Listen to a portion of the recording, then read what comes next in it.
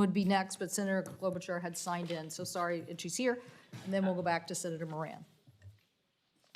Okay, very good. Thank you. Thank you very much, Ms. Homendy, and thank you for your work. I wanted to start out with just railway safety, something you know is big in every state. The NTSB determined that the cause of that derailment in Raymond, Minnesota, appreciate your interest in that, was a broken rail along a section of a track near the town. Can you talk about investment in tracks and how important it is and the importance of the Railway Safety Act? Yeah, investment in rail and our rail infrastructure is an investment in safety. So certainly I would strongly support investment in rail.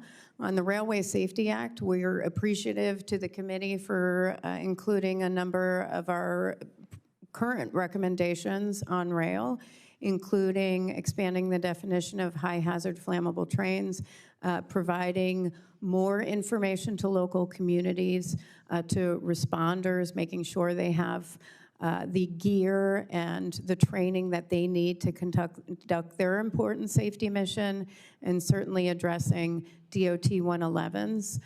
We would ask that DOT 111s, the provision be expanded even further to eliminate them from all hazmat service. One thing in particular out of the Raymond, Minnesota investigation I'll just mention is we found out with the DOT 117 tank cars, we saw that the gaskets around those particular tank cars, especially the bottom outlet valve and some others, melted.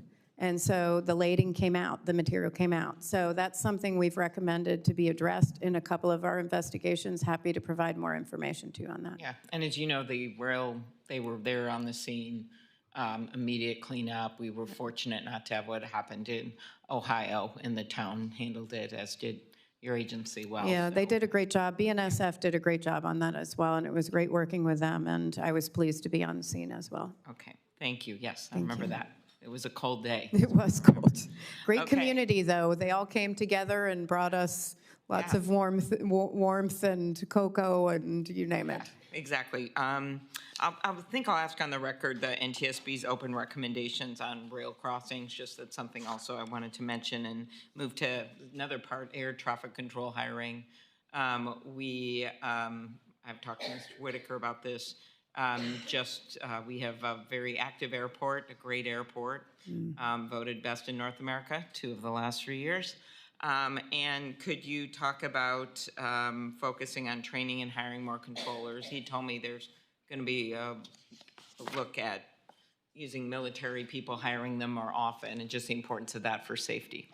Yeah, training, hiring is key. The FAA has set goals for hiring. What we're not talking about is the people who leave every year, which is about half. So it's a constant catch-up.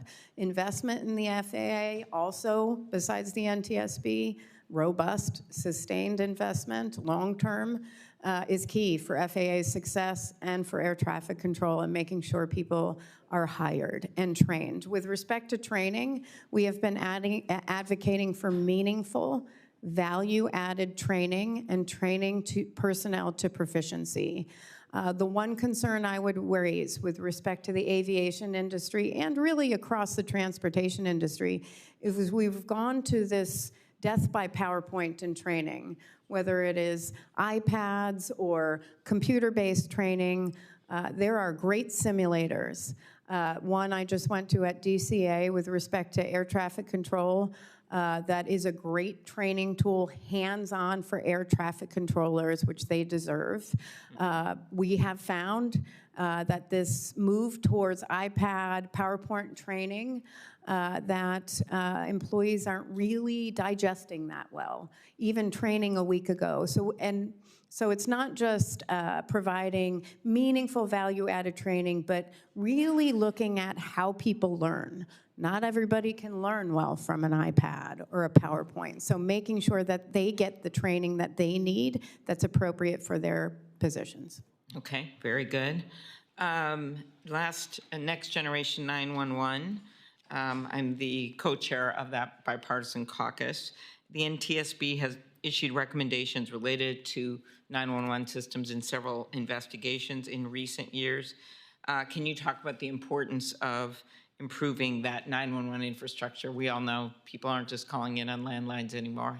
They're calling in on cell phones. They want to send pictures, and there have been some improvements across the country, but there could be many more. Yeah, I mean, they are the first responders on scene. You know, we are the investigators. So making sure that they have robust communication systems, they have the infrastructure they need, people are able to get someone on the other line, and that 911 as a whole, we have a number of recommendations on 911 operators and then also local emergency responders on coordination during an investigation and ensuring there's appropriate coordination. Happy to provide you more information on all our recommendations for that.